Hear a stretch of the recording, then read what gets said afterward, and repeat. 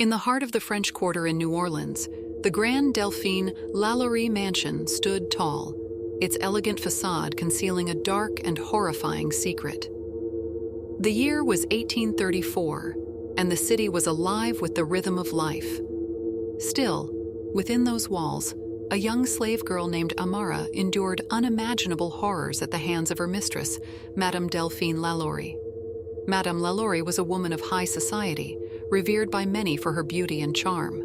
However, behind closed doors, she reveled in the cruel mistreatment of her slaves, inflicting unspeakable torture upon them.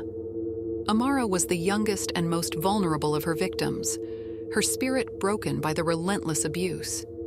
One moonlit night, driven by desperation and the yearning for freedom, Amara summoned the courage to escape from the mansion's oppressive grasp. With a heart pounding with fear and hope, she sneaked through the dimly lit corridors, tiptoeing past sleeping guards, and finally slipped out into the eerie silence of the French Quarter. But her fleeting taste of freedom was short-lived. She ran through the deserted streets in her tattered clothes and tear-stained face, seeking refuge from the horrors that haunted her. Her eyes reflected both determination and terror as she desperately searched for help.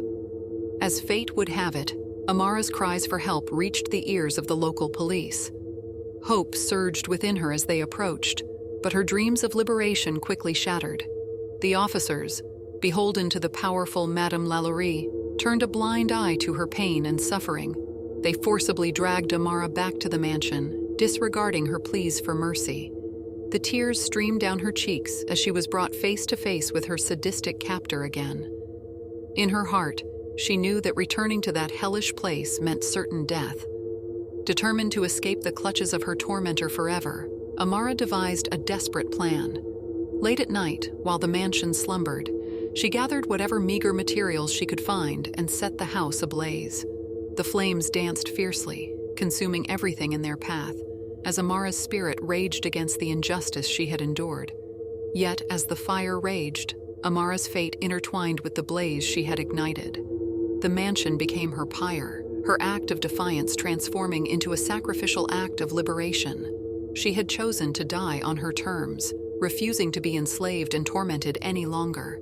Amara's soul transcended, escaping the charred remains of the mansion. In the afterlife, she roamed the streets of the French Quarter, seeking justice and vengeance against those who had turned their backs on her cries for help. Her spirit became an enigma, a haunting presence that lurked in the shadows, terrifying those who dared cross her path. For generations, tales of the haunted mansion and the restless spirit of Amara spread throughout New Orleans. Locals whispered in hushed tones about the apparition that haunted the streets, seeking justice for the cruelty she had endured in life.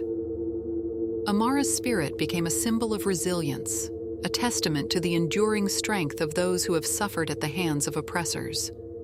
Her story served as a reminder of the dark chapters of history that should never be forgotten, a plea for empathy and compassion to prevent such horrors from ever repeating.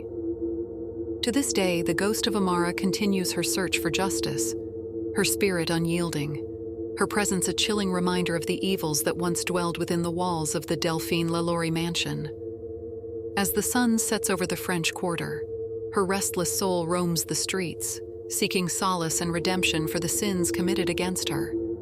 The story of Amara is etched into the fabric of New Orleans, a haunting tale of a soul seeking justice and peace in the afterlife.